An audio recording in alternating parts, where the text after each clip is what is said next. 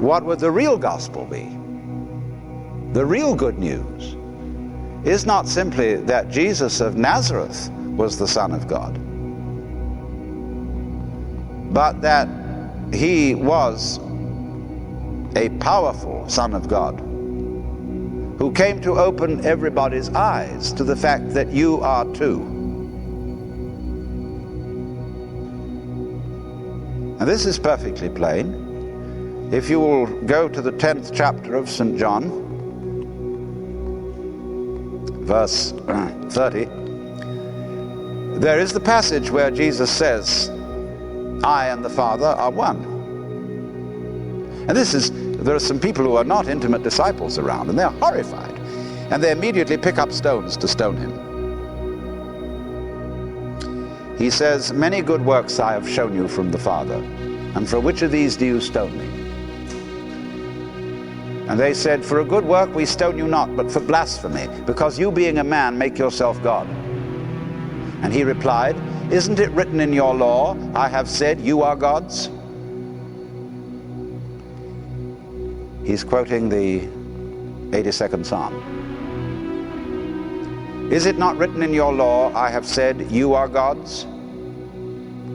If God called then those to whom he gave his word gods, and you can't deny the scriptures, how can you say I blaspheme? Because I said I am a son of God. Well, there's the whole thing in a nutshell. Because if you read the King James Bible that descended with the angel, you will see in italics in front of these words Son of God, the Son of God, because I said I am the Son of God. And most people think that the italics are for emphasis. They're not. The italics indicate words interpolated by the translators. You will not find that in the Greek. The Greek says a Son of God. So it seems to me here perfectly plain that Jesus is got it in the back of his mind that this isn't something peculiar to himself. So when he says, I am the way, no man comes to the Father but by me, this I am, this me, is the divine in us, which in Hebrew would be called the Ruach Adonai. There's a great deal made of this by the esoteric Jews, the Kabbalists and the Hasidim. The Ruach is the breath which God breathed into the nostrils of Adam. It is differing from the soul. The individual soul in Hebrew is called nephesh. And so we translate the Ruach into the Greek pneuma and the nephesh into psyche or psyche. The spirit. And you ask a theologian what's the difference between the soul and the spirit, and he won't be able to tell you. But it's very clear in St. Paul's writings.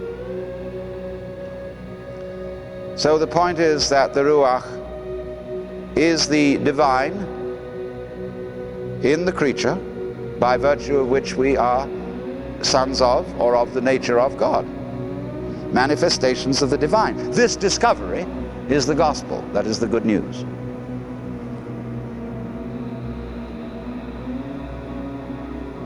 But this has been perpetually repressed throughout the history of Western religion, because all Western religions have taken the form of celestial monarchies and therefore have discouraged democracy in the kingdom of heaven. Until, as a consequence of the teaching of the German and Flemish mystics in the 15th century, there began to be such movements as the Anabaptists, the Brothers of the Free Spirit, and the Levelers and the Quakers. A spiritual movement which came to this country and founded a republic.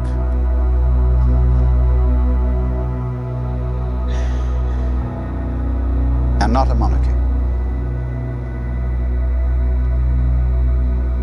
And how could you say that a republic is the best form of government if you think that the universe is a monarchy? Obviously, if God is top on a monarchy, monarchy is the best form of government. But you see, ever so many citizens of this republic think they ought to believe that the universe is a monarchy.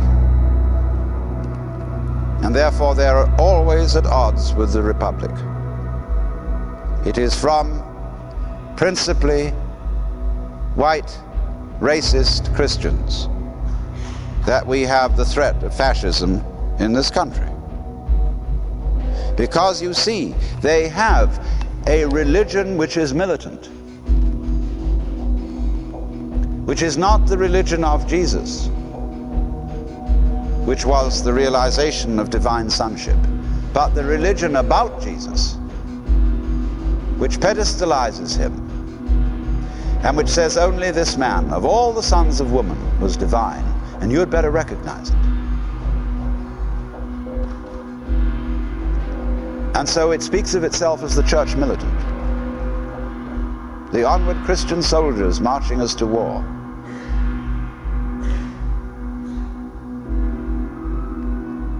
Utterly exclusive,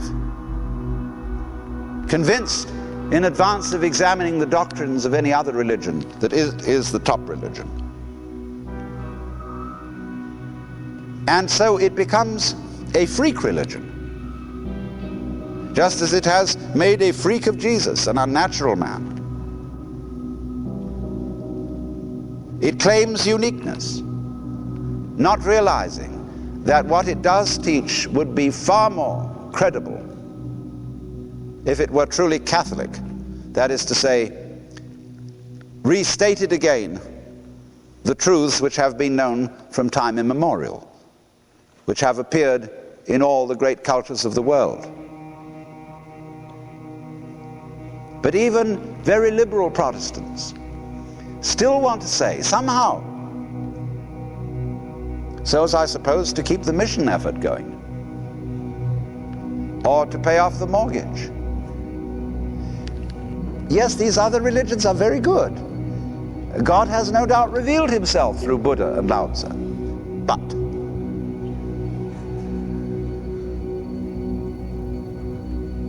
now, obviously, it is a matter of temperament. You can be loyal to Jesus, just as you're loyal to your own country. But you are not serving your country if you think that it's necessarily the best of all possible countries. That is doing a disservice to your country. It is refusing to be critical where criticism is proper. So of religion. Every religion should be self-critical. Otherwise, it soon degenerates into a self-righteous hypocrisy. If then we can see this, that Jesus speaks not from the situation of a historical deus ex machina, a kind of weird, extraordinary event, but he is a voice which joins with other voices that have said in every place and time, wake up, man, wake up, and realize who you are. Now, I don't think, you see, until churches get with that they're going to have very much relevance. You see, popular Protestantism and popular Catholicism will tell you nothing about mystical religion. The message of the preacher, 52 Sundays a year, is, dear people, be good. We've heard it ad nauseam. Or believe in this. He may occasionally give a sermon on what happens after death or the nature of God, but basically the sermon is be good.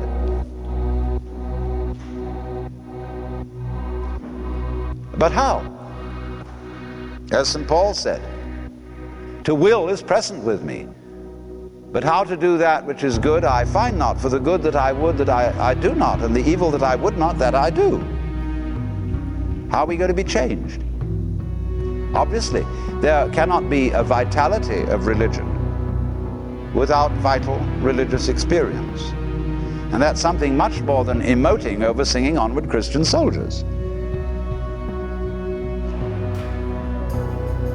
But you see, what happens in our ecclesiastical goings-on is that we run a talking shop. We pray. We tell God what to do or give advice, as if he didn't know. We read the scriptures. And remember, talking of the Bible, Jesus said, "You search the scriptures daily, for in them you think you have life." St. Paul made some rather funny references about the spirit which giveth life and the letter which kills. I think the Bible ought to be ceremoniously and reverently burned every Easter. We need it no more because the Spirit is with us. It's a dangerous book. And to worship it is, of course, a far more dangerous idolatry than bowing down to images of wood and stone. Because nobody in his senses can confuse a wooden image with God, but you can very easily confuse a set of ideas with God, because concepts are more rarefied and abstract.